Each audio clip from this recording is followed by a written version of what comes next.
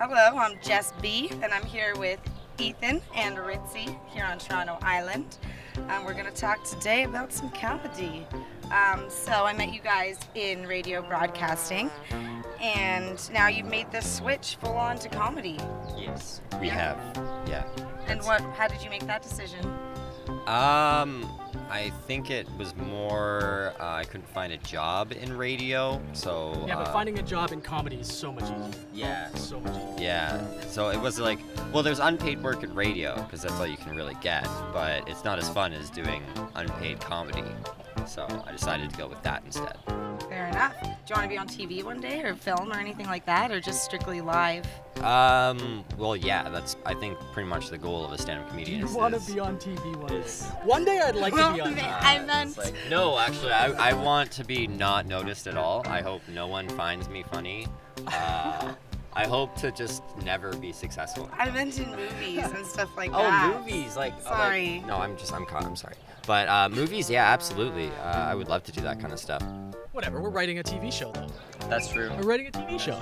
You are? Yeah. About what? You want to tell them? Yeah, actually, that was the next thing. I would love to be in TV. That's like the main thing. So, Ritzy here, he loves writing, and that's like his main expertise in comedy. And I love performing and acting and doing all that kind of stuff. And I work in a pet store, and I came up to him and would joke about it all the time about our customers and all that kind of stuff. So he said, let's write a show about it. So we whipped up a plot about a guy who was going to be a veterinarian, and he needed to get more experience, so he just has to work in a pet store, and he runs into all these quirky characters and that I've run into in real life, and he has run into in real life as well. What happened with your podcast that you were working on? Yeah, we hosted a podcast called The Chronic Comedy Hour a few years ago. First, it started off as a radio show. We basically worked in Erin, Ontario, and it was a small little community station. We just wrote bits and fucked around, and improv bits, written bits, played music. It was a lot of fun. We weren't getting paid for it, but then we got kicked off the air. For? What was it? What happened again? Oh yeah, it was because we were talking about a news story. It was a real news story. It wasn't even like it was fake, because we used to write fake news stories. But it was a real news story about a woman who had two guys. She took a knife and made them eat her out, like go down and eat her vagina. At knife point. At knife At point. knife point. And This really happened. yeah, this is an actual real news story. It was newsworthy. So like I don't understand why we got. We had to let the community know. Yeah, like we were doing a service to the community.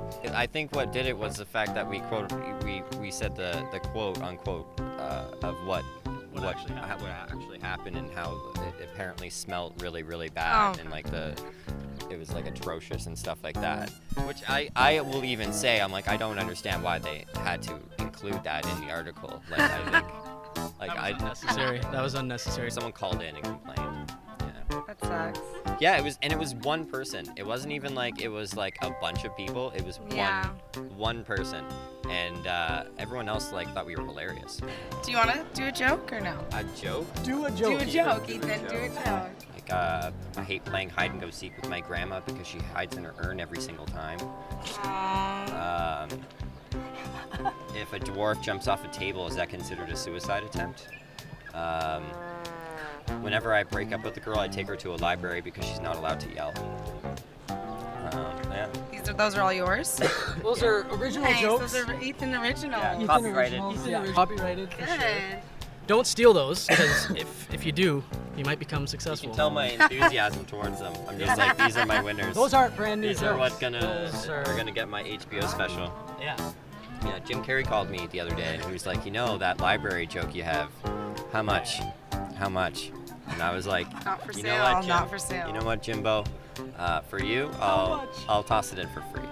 You can just have it. You can work with it. So stay tuned for that. You never know. You never know.